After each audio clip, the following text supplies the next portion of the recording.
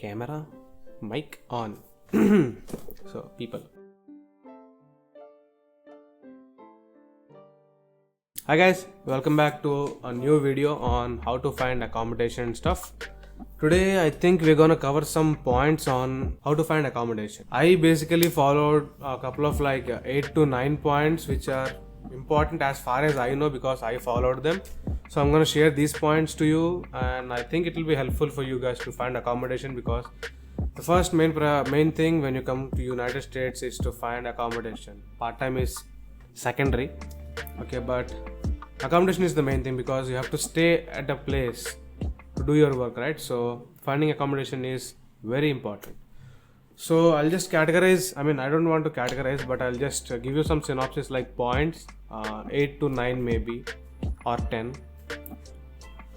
So yeah, let's get started. And to those who don't know me, I am Adi Narayana. I'm a grad student at UWM, and this is my third semester. So enough talk, let's get into it.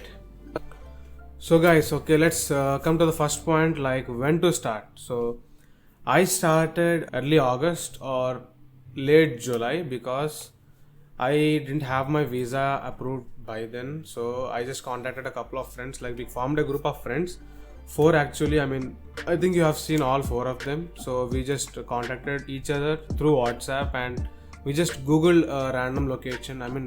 Not a random location, we just Googled and found out that there is a place called Sheridan. So that's quite walkable to the university. It's just quarter mile from where I stay. So I just Googled it and found that they are leasing it, and the rent was 1300. So being in India, 1300 was, we didn't quite understand, so we just booked it.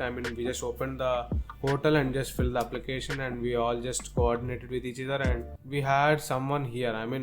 If you guys don't know, we have a Student Association of India group that's called SAI group. So you can just check out the link in the description also. You can just contact anybody for accommodation there, whether it be permanent or temporary. You can just contact them and they'll probably try to help you because it might be useful. So I contacted my friend contacted somebody in SAI group, and they came and saw our house and they posted a video for us. And we came to a conclusion and just paid the amount, it's a security deposit. And we signed the lease papers electronically, and yeah, we got our house. We settled, home sweet home.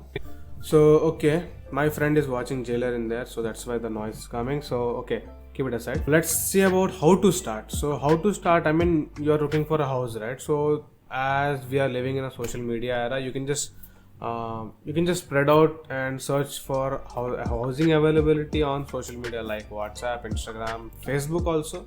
I don't know who's using it, but yeah, you can contact on Facebook and probably LinkedIn maybe, because we never know where we can get an option. So the most easiest thing which we did was Google locations near university, and we just filtered out that which is the nearest one. But back then we had many options because there were not many international students here, so we could just go and find a house which was quite near to university. Yeah, use social media, which really helps you, and get in contact with somebody who is staying here through Instagram or WhatsApp or whatnot. You have found an accommodation and you have found a guy who's gonna show you the apartment. So what to expect? Like, you don't expect that he'll just give you the house as soon as you say yes, I like this house. So be ready for a no, because you never know when you're gonna get the house, because you're still in India and you have a lot of paperwork to be done and you are not physically present here, so he can't confirm anything. Besides yes, be always ready for a no. So we are coming from India, right? So back in India, if you ever have taken a room outside, so the maximum rent, in my perspective, when I took a room outside, I just paid like 3,000 rupees. So that's the most I could spend for a room. Coming here, what's the best amount? What's the best rent or what's the perfect rent? There is nothing like a perfect rent if you have accommodation.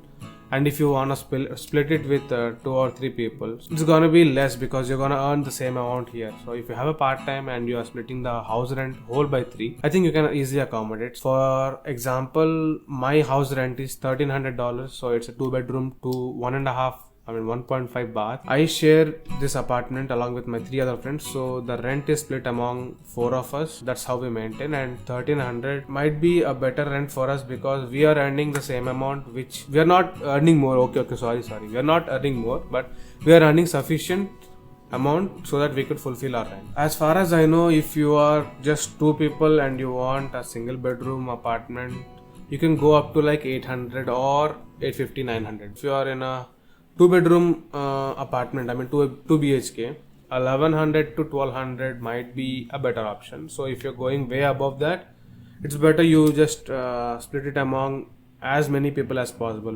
Go to the terms and conditions and get to a conclusion. So okay, let's say you want to find accommodation somewhere around the university campus, right? So I'll just give you a map and I'll just point you out where exactly the locations are. Everybody in US, as an international student, we know that it's not always like it's not safe, but sometimes we never know when it's safe or not. So US itself is not safe for anybody, but we just prefer safer areas, right? So anywhere around campus, as you can see on the map, anywhere around the campus, it's the green line.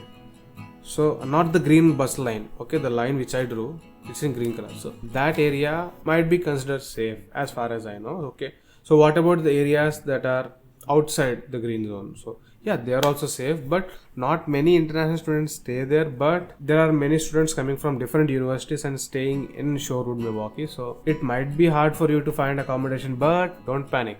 Okay, let's say you found the apartment, you found your dream apartment and you're ready to sign the lease. So there are a couple of things you need to consider before signing the lease. So you should be the main lease owner. So just ask the property manager that all 4 of your names should be in the lease papers. Get all the people, make all the people to sign the lease agreement, because how many people are staying in the apartment should be noted by the authorities, and you should also have an idea of on whose name the lease is, because this is the first house, right? So it doesn't require any cosigner and stuff like that. But if they do, that's another scenario. I'll just explain it to you. Make sure that your name is on the lease. You have the hard copy of the lease. If you are going to give a sublease to somebody, make sure that you prepare a document or give the sublease document to them also for their record, and keep a copy for your record also. And let's say you yourself are in a sublease and the main lease owner is going to transfer the lease to your name. So this happened with my friends. So they had a problem, so unfortunately they didn't get the apartment, so they had to shift to some other places. Yeah, just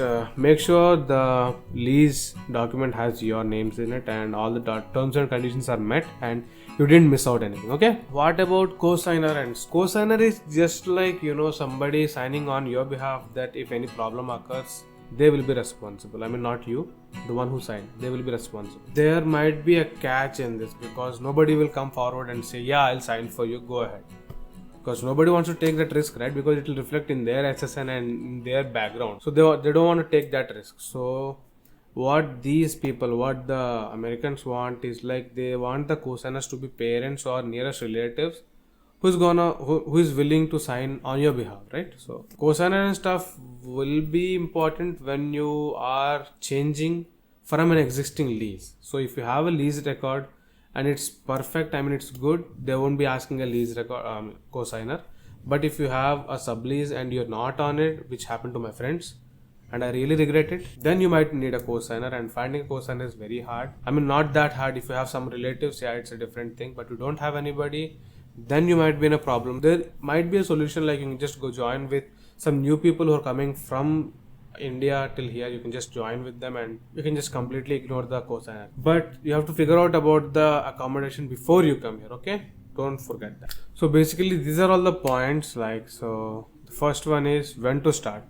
So start as early as possible. Many international students came here and they are struggling to find accommodation, and it's not like that only UWM students are here, because many students from Concordia and from whatnot locations, they are coming here, they are finding their accommodation. So be fast, bro. Flash.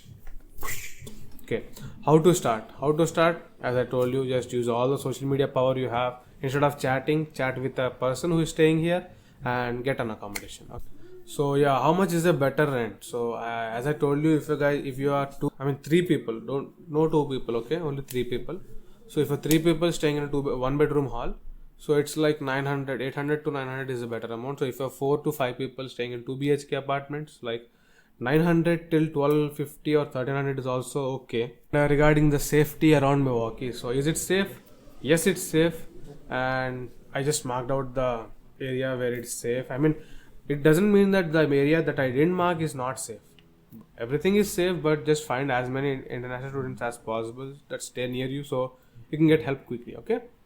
And how are you gonna sign the lease papers? Hey, heart.